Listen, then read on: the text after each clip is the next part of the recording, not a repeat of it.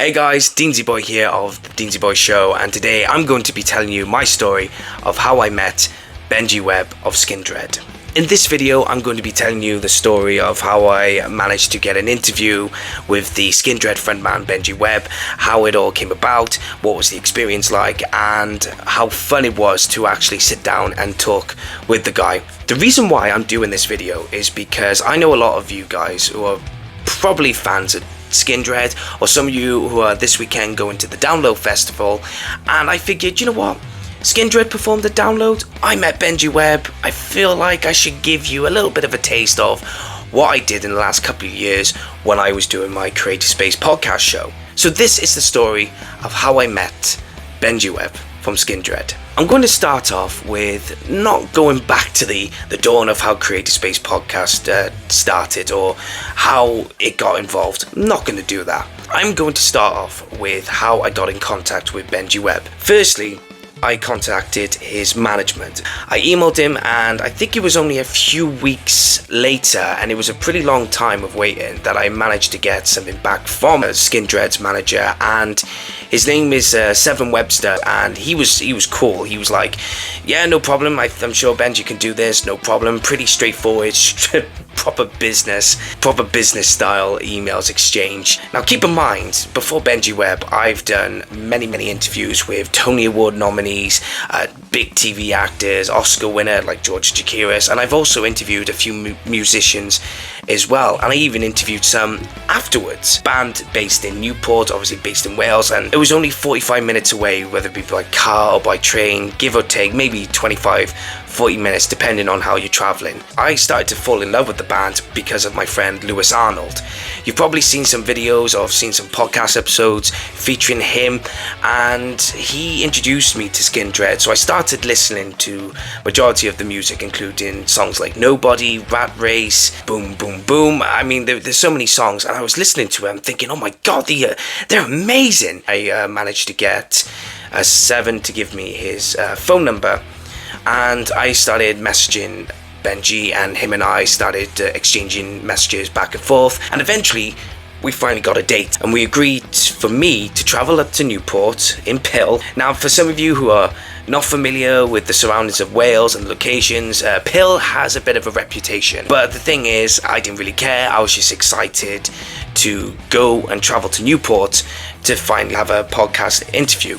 And also, I asked my friend Lewis if he could come along with me, because him being a metalhead and him knowing more about the band than I do, I figured, having him around would make me feel a lot more comfortable. If I had someone who's got a better knowledge than I do with me, then it was going to be no problem, no issues. Having Lewis there, it added more character. I asked my sister if she can, come along with me and take a few videos and come along with me to, record the experience, so that when I put it on YouTube, there'll be some visuals rather than audio to go on the podcast. Fair play to my mum, because she turned around and offered to take me, my sister, and my best friend to Newport, wait, and then come back. And I can't thank her enough, so I'm really grateful that my mum did this. So on the day of the interview, my mum and I, my best friend Lewis, and my sister, we took off and we drove to Newport. So we were given a specific location that we were going to interview Benji, and on the way there we said we were not far from the area, and next thing you know, Benji says to me, oh, can you come and pick me up? And I just looked at Lewis and said,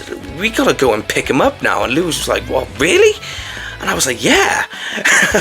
And then I had to tell my mum, so she had to do a U-turn, go back the different direction, and we were looking for his home for the next 10-15 minutes. It felt like it took forever to find it, but eventually we did. We stopped outside his house and messaged him. I said, yep, we're outside, and we waited for him until he came out. He came out, shook his hand, and as he approached the car, I said, oh yeah, my mum took us. He just looked in the car, saw my best friend, saw my sister, and saw my mum, and just basically turned to me and went, well, you took the whole family with you.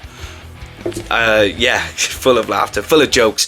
So we jumped in the front car and I jumped in the back, and as we were on our way to the location, full of chat, full of laughter, and I was turning to Lewis and saying to him, we're taking Benji in my mum's car on our way to this location, And I just couldn't get it out of my head. This is the guy, who's created so many songs and invented the Newport helicopter. This is a guy who's performed in front of thousands of people and one of the most recognized names in the heavy metal scene. And he's in my mum's car and we're just going to location, and me and Lewis were just sat there going, oh wow.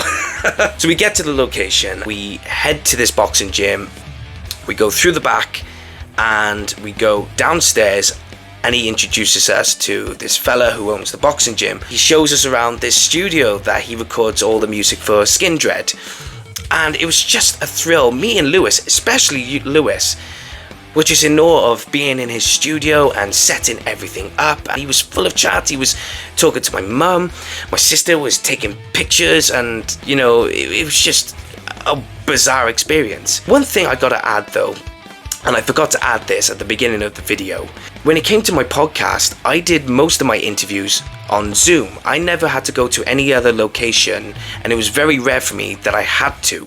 It was always done on Zoom. So for me to get this opportunity to speak to someone for my podcast and go to the location, it was a fun experience, but also a bit of a nervous one as well. So when we got set up, he was doing his own thing, talking to my mum and offering cups of teas, and my sister was there taking pictures and taking videos. And by the time we got to sit down, he was just one of a kind.